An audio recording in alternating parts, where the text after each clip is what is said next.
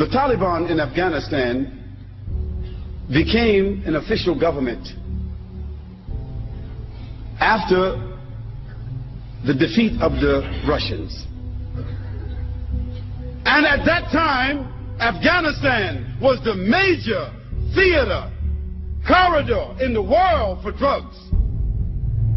61% of all of the heroin of the world was produced between Afghanistan and China.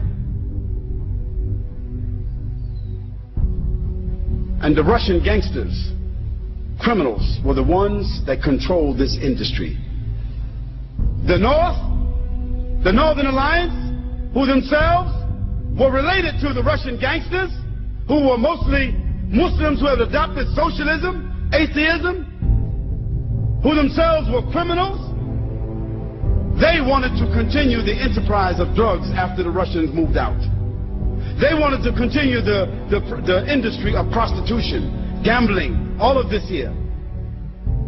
And the Muslims said, no, we won't continue that. We want to establish Islam. One of the groups that were insisting upon the Quran and the Sunnah were called the students. In the Arabic language, the students is Talib or Taliban. On one occasion, those atheists, socialists, communist Afghanis, those criminal Afghanis, they entered some villages and they raped the women. And those students, they sought to get a fatwa from their shuyukh. What should we do about these Muslims who did this act? Those scholars said they should be punished. They are criminals, and the hukum is to find them and kill them as criminals.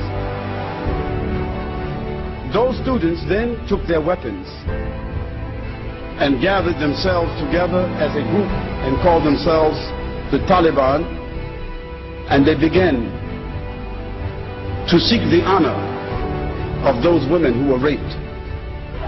And they went from village to village, town to town, until in a 2-year period of time they conquered all of Afghanistan. 2 years. They conquered all of Afghanistan. They were not sophisticated in their knowledge. They did not have universities. They did not have institutions.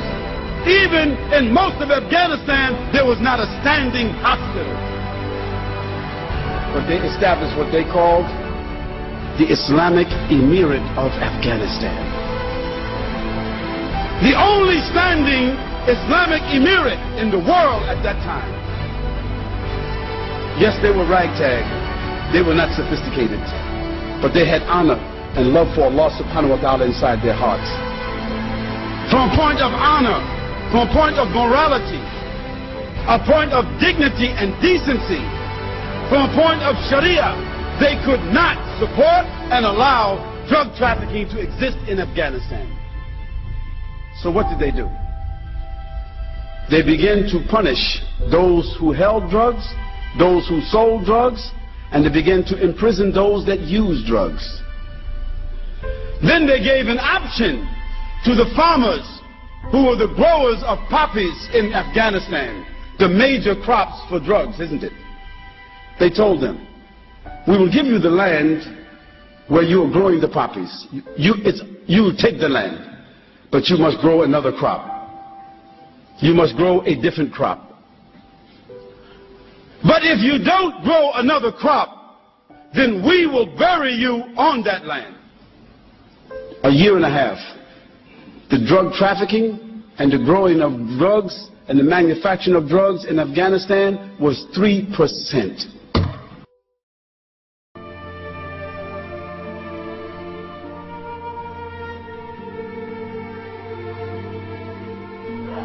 And they went from village to village, town to town, until in a 2-year period of time they conquered all of Afghanistan.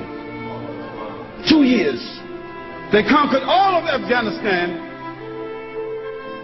but they established what they called the Islamic Emirate of Afghanistan.